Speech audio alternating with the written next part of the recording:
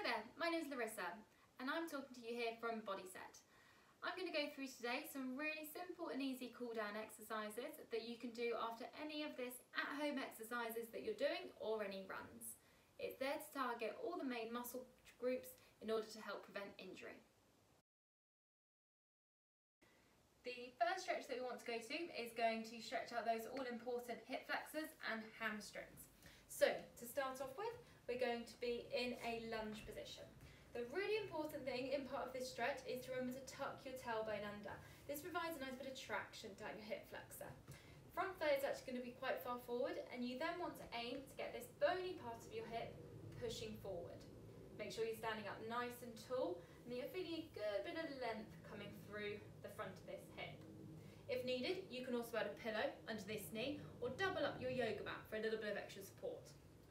We want to hold this here for a good 30 seconds, and then what we can do is then drop back onto your heel, lift up your toes to then stretch out your hamstrings. With this exercise, it's really easy just to rock over. Try and keep your back nice and straight to aim to increase the stretch. We can then swap it straight back over into a hip flexor stretch and repeating the whole sequence 2 or 3 times. The next stretch we're going to do is we're going to stick with the theme of the legs. We're going to stretch out the glutes and actually go a little bit into the lower back as well. It's called the pigeon stretch. So what we want to do, taking yourself onto your hands and knees to start with, stretching one leg at a time, we're going to bring that leg forward, crossing it over and straightening out the other leg behind you. This might be enough for you, but if you want to increase the stretch, we can take it down to your forearms. And actually, if we want to feed into your lower back a little bit more, we can end up stretching your arms straight out in front of you. This then really opens up through your lower back and opens up through your glute. If you have any knee problems, this might not be the stretch for you, so do be careful of that. And again, you want to hold it for at least 30 seconds and repeating it 2 or 3 times. The third stretch we're going to do is aiming to stretch out through your pecs, so the front of your shoulders, and then also getting into your lower back. I'm going to go through a couple of different back variations depending on how much you want to stretch it. So we're going to start off on our back. Your arms are going to be in a T position, a little bit like a tree.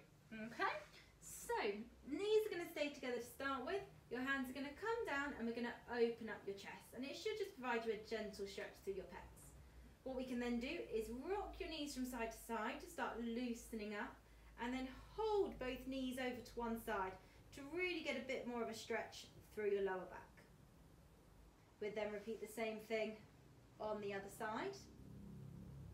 To increase the stretch, you can straighten out one leg and bring the other leg up and over. This then provides a much deeper stretch coming into your lower back, and also by aiming to keep your opposite arm down on the ground, it then opens up through your shoulder a little bit deeper. You want to make sure you hold all stretches for at least 30 seconds and repeat them 2 or 3 times on each side.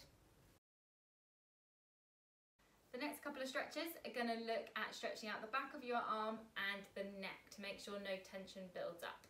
We're going to bring one arm across your body and pulling it right the way across there, making sure we're not holding it on the elbow.